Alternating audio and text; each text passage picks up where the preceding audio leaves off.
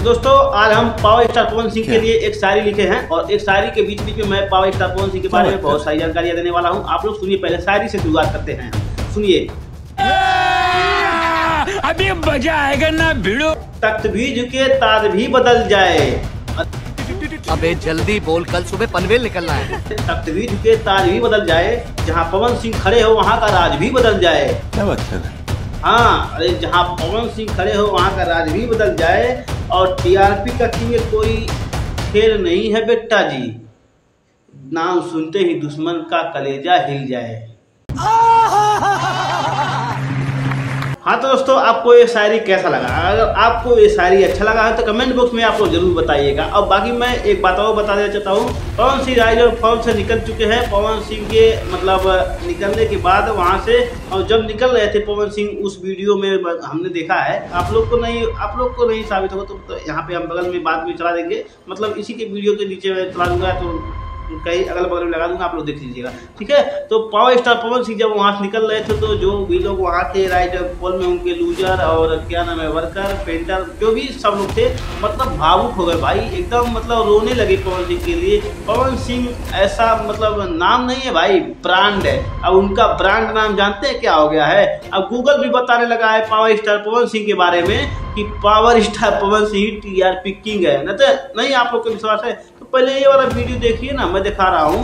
Google से पूछा हूँ क्या कि टीआरपी का किंग कौन है, अब देखिए कौन बता रहा है। आज तक के मुताबिक राइज एंड फॉल में आकर पवन सिंह ने बता दिया कि उन्हें पावर स्टार का टैग यूं ही नहीं दिया गया है।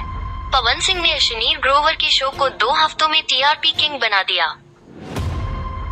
तो देखिए दोस्तों, आप लोग को मैं बता दूं कि ये अब गूगल भी साबित कर दिया कि power star Pawan Singh TRP के किंग हैं। अब कुछ लोग को तो जलन होती होगी भाई, क्यों नहीं जलन होगी? क्योंकि वो बिग बॉस जाके देखते हैं ना। अब बिग बॉस वालों का टीआरपी तो गिर चुका है नीचे, लेकिन सलमान का क्या होगा भाई?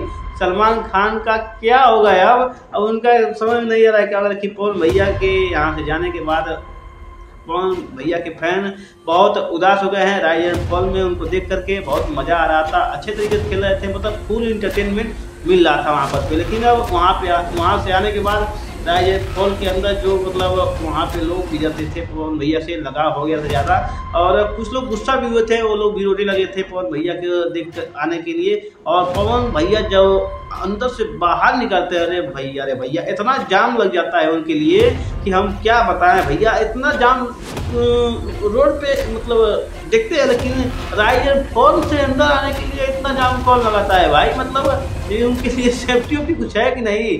मतलब आगे पीछे सब पुलिस चल रहे हैं, लेकिन पवन भैया के गलिया बगलिया 2-3 दोगला चल रहा है, तो भी क्या बताए उसको हम अब कुछ बता नहीं सकते हैं कौन कौन है, नहीं तो गाली पड़ने लगा हमारे ऊपर। तो भैया हम बता दे रहे हैं, पवन भैया जहाँ भी जाए उनके ऊपर सेफ्टी हमेशा रहना चाहिए, और उनके अगल बगल में सिक्योरिटी गार्ड हमेशा रखो भाई, क्योंकि पवन भैया छोटे कलाकार नहीं है, बहुत बड़े कलाकार हैं। आप लोग उन पर ज़्यादा ध्यान दें, और ये ऐसा गलती मत कीजिए, किसी को भी साथ में अपना फोटो खिंचवाना और कुछ भी कर देना सही बात है, खिंचवाइए लेकिन सेफ्टी के साथ, ठीक है। सेफ्टी के साथ हर चीज़ कीजिए, कोई मना नहीं करेगा भाई। हमको बुरा लगा है देख करके, किसी के साथ भी रास्ते में चलते चलते गार्ड उधर है दूर है, बाद में पता ही कौन आ रहा है फोटो खींच ले रहा है बीच में। तो सेफ्टी के साथ सब कुछ कीजिए, फोटो खींचिए, ये तो सही बात है अपने फ्रेंड्स के लिए। आप कुछ भी कर सकते हैं, हमको मालूम है भैया, आपको मालूम है कि आप अपने फैंस के लिए कुछ भी कर सकते हैं। जैसे वहाँ पे गए थे, अपने फैंस के लिए बहुत कुछ किया आपने, अभी तक जो किया वो सब इंटरटेन के लिए किया है ना, लेकिन बहुत कुछ किया आपने। और ये सब देख करके बहुत सारे लोग मतलब उदास हो रहे हैं कि पवन भैया वहाँ से चले आए हैं।